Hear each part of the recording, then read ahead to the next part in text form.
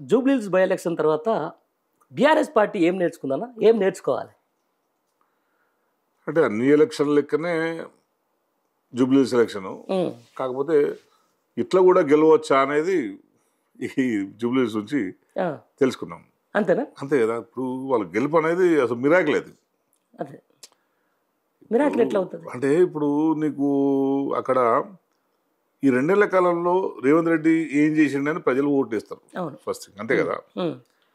ప్రజల్లో తీవ్రమైన వ్యతిరేకత ఉండే, ఎందుకంటే మేమందరం కూడా ఇల్లు తిరిగి ప్రచారం చేసినప్పుడు చాలా మంది కూడా కేసీఆర్ గారు ఉన్నప్పుడు బాగుండేది తెలంగాణ పరిస్థితి, హైదరాబాద్ పరిస్థితి.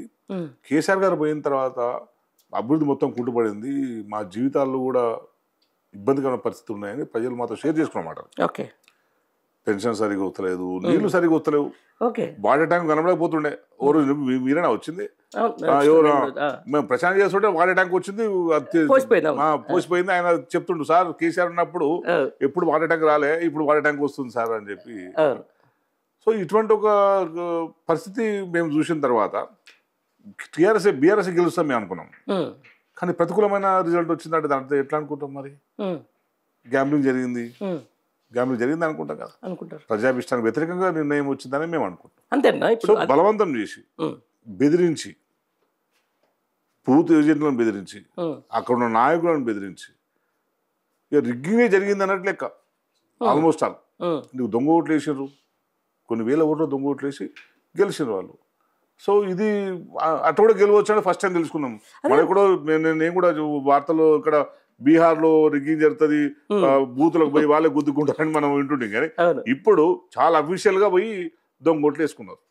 సో అది గెలుపు. సో అది దాని గెలుపుగా నైతికంగా మాదే గెలుపు అని మేము అనుకుంటాం. నైతిక గెలుపులు అవన్నీ ఓకే, టెక్నికల్ గా కావచ్చు, ఎమ్మెల్యే కావచ్చు, కానీ ప్రతిపక్షంలో ఉండి వాళ్ళు ఇంత బలవంతం చేసినా కూడా, అధికార పార్టీ పోలీసులను ఉపయోగించినా కూడా, ఎలక్షన్ కమిషన్ వన్ సైడ్ చేసినా కూడా, మేము మా కార్యకర్తలు ఉన్న వాళ్ళైనా నిలబడి కొట్లాడి అన్ని వేల ఓట్లను మేము సాధించుకోగలిగాం. అదే అంటాను, నైతిక విజయం ఇదంతా కామన్, అదంతా వర్డ్ తర్వాత ఓడినా గెలిచిన తర్వాత వచ్చే ముచ్చట.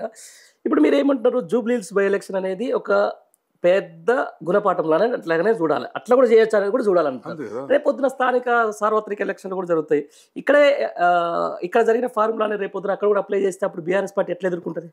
ఆల్రెడీ మొదలు పెట్టారు కదా, ఇప్పుడు కేటీఆర్ గారిని బెదిరించడం మొదలు పెట్టారు. ఫార్ములా ఈ కేసు మళ్ళా తీసుకొచ్చి, అంతే కదా, ఫార్ములా ఈ కేసు మళ్ళా తీసుకొచ్చి నీకు పార్టీ అధ్యక్షుడిని లోపలేస్తాం బిడ్డ నువ్వేంత అని చెప్పి కిందని బెదిరించడానికి మొదలు పెట్టారు. సో ఇప్పుడే కాదు, కాంగ్రెస్ పార్టీ మొదలైనప్పటి నుంచి, అధికారంలోకి వచ్చినప్పటి నుంచి కూడా బెదిరింపులు మొదలైనవి. కక్ష సాధింపులతోనే ఈ పార్టీ పాలన మొదలైంది. కాంగ్రెస్ పార్టీ కంటే కూడా కక్ష సాధింపుల పార్టీ అంటే బెటర్ దాన్ని, అంతే కదా. నువ్వు ఏది ఒక పని ప్రజలకు ఉపయోగపడే ఒక మంచి ప్రోడక్ట్ ఏదైనా చేసి చూపెట్టాలి నీకు తప్పించి, ఒక ప్రతిపక్ష పార్టీని నిర్వీర్యం చేయడమే లక్ష్యంగా పనిచేస్తున్న అధికార పార్టీ ఫస్ట్ టైం బహుశా చరిత్రలో ఏదైనా ఉందంటే ఈ రేవంత్ రెడ్డి గారే ఉంటారు, అంతే కదా. నువ్వు ఎక్కడ నువ్వు ఒక మంచి పని చేసి ప్రతిపక్షాన్ని కూడా ఇన్వైట్ చేసి సలహాలు సూచనలు తీసుకొని ఎట్లా కాదు ఇట్లా చేసుకుందాం అని ఒక మాట మంది సూచనలు అనుభవం ఉన్నది కనుక మీకు చెప్పండి నేను ఒక పరిస్థితి లేకుండా, మొత్తం ప్రతిపక్షంలో చేసిన పనులన్నీ కూడా అవినీతే అని కాళేశ్వరం మొదలుపెట్టాడు. కాళేశ్వరం, మిషన్ భగీరథ, ఇంకోటి అంటాడు దళిత బంధు అని, సీఎం రిలీఫ్ ఫండ్ అన్ని ఫ్రాడింగే అని దాని మీద కంప్లీట్ చేయడం తప్పించి ఇది చేసిన పని ఏం లేదు కదా. సో అన్ని కాలయాపన చేసుకుంటూ కక్ష సాధింపులతో నడుస్తు కనుక నేను కక్ష సాధింపుల పార్టీ అంటున్నాను. రైట్. ఈ కక్ష సాధింపు చర్యల్లో భాగంగానే ఈరోజు ఫార్ములా 1 రేసింగ్లో కేటీఆర్ విచారణ, గవర్నర్ ఆదేశం అని చెప్పేసి కూడా ఒక వార్తలు అయితే వస్తున్నాయి. రైట్, ఇచ్చినట్టే ఎట్లా ఉండబోతుంది అంటారు మరి? మళ్ళీ ఒకసారి ఏముండదన్న దాంట్లో ఏం ఫ్రాడింగ్ జరిగింది, కేటీఆర్ గారు ఏం లంచం తీసుకున్నారు, దాంట్లో కేసీఆర్ గారు సొంతంగా తీసుకున్నది. ఆ ఫార్ములా రేస్ వల్ల హైదరాబాద్ కు పెట్టుబడులు వచ్చాయి తప్పించి నీకు తెలంగాణకు నష్టం జరగలే, కేటీఆర్ జేబులు నిండలే. ఒక అధికార ప్రభుత్వం నుంచి ఇంకొక సంస్థకు బదిలీ జరిగింది, మనీ బదిలీ జరిగింది, తీసుకున్న సంస్థ కూడా మాకు ముట్టింది అని చెప్పి రిసిప్ట్ కూడా ఇచ్చిండ్రు. అవన్నీ ఎస్టాబ్లిష్ అయినాయి కదా. ఇంకా అవినీతి తేడా జరిగిందడా? 2 సంస్థల మధ్య జరిగిన ట్రాన్సాక్షన్, అది 2 వ్యక్తుల మధ్య జరిగిన ట్రాన్సాక్షన్ కాదు. ఏం జరగలేదు. కేటీఆర్ గారు 2 సార్లు ఏసీబీ పిలిస్తే ఏసీబీ చెప్పింది, ఈడీ కూడా చెప్పిండ్రు, చాలా క్లియర్ గా చెప్పిండ్రు, ఏం జరిగిందని చాలా క్లియర్ గా వివరించారు. మరి మీ దగ్గర ఏం కనుక్కున్నారు మీరు నాకు అర్థమైతలేదు. గవర్నర్ గారు ఇప్పుడు మళ్ళీ అనుమతి ఇచ్చిండు. గవర్నర్ గారికి ఏం తెలిసింది, కొత్త విషయం ఏం తెలిసింది? 2 సార్లు ఏసీబీ పిలిచిన తర్వాత, ఈడీ పిలిచిన తర్వాత ఏం కనుక్కున్నారనే విషయాన్ని గవర్నర్ గారు తెప్పించుకున్నారా?